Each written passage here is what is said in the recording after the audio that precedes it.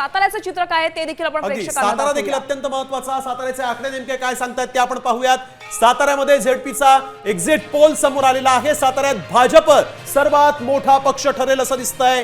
भाजपला सर्वाधिक 36 जागा मिळण्याची शक्यता आहे. पवारांचा गड होता सातारा, परंतु इथं आपण बघतोय सातारा जो आहे तो यावेळेस भाजपकडे जाऊ शकतो असे हे एक्झिट पोलचे आकडे समोर आलेले आहेत. नेमके आकडे काय आहेत ते देखील आपण पुढच्या क्षणात यावेळेस सामच्या टेलिव्हिजन स्क्रीनवर पाहतोय. आकडे आपण बघतोय. भाजपला 36 जागा, शिंदे सेनेला 11, एनसीपी अजित पवारांच्या पक्षाला 13 जागा मिळतील साताऱ्यामध्ये. तर काँग्रेसला इथं एकही जागा मिळणार नाही. एनसीपी शरद पवारांच्या पक्षाला केवळ 3 जागा मिळतील असं दिसतंय, तर इतरांना 2 जागा मिळतील असं या ठिकाणी दिसतंय.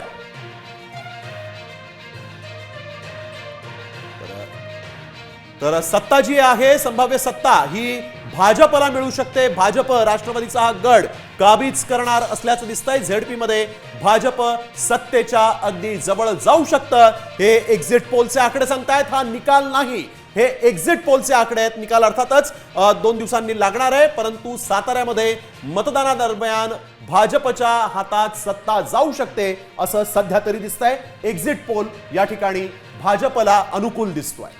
नक्कीच. तर सातारा जिल्हा परिषदेच्या निकालाचं गणित काय असणार आणि त्याची कारणं काय आहेत जाणून घेऊयात प्रतिनिधी ओमकार कदम यांच्याकडून. सातारा जिल्ह्यातील 65 जिल्हा परिषद गट आणि 130 पंचायत समिती गणांच्यासाठी आज मोठ्या चुरशीनं मतदान पार पडले. एकूणच या जिल्ह्यावर आतापर्यंत राष्ट्रवादी शरदचंद्र पवार गट म्हणजे राष्ट्रवादीचाच एकूण एक हाती सत्ता होती. आता हे जे मतदान पार पडले त्यानंतर जे अंदाज वर्तवण्यात येत आहेत त्यामध्ये यावेळेस मात्र जिल्ह्यात भाजपची मोठ्या प्रमाणात मुसंडी असल्याचं पाहायला मिळतंय. एकूणच आतापर्यंत जिल्हा परिषदेवर एक हाती राष्ट्रवादीची सत्ता होती, परंतु आता राष्ट्रवादीचे 2 गट झाले. त्यानंतर सुद्धा यावर्षी यावेळीची जी निवडणूक आहे ही निवडणूक दोन्ही गटांनी एकत्र लढलेली आहे. असं असताना देखील जिल्ह्यात यावेळी भाजपनं मोठ्या प्रमाणात मुसंडी मारलेली आहे.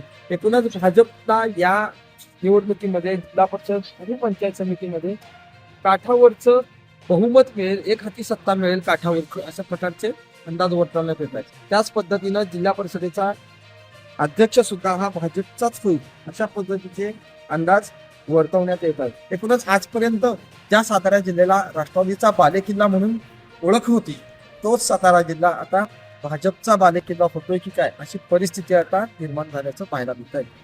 ओंकार कदम, साम न्यूज, सातारा.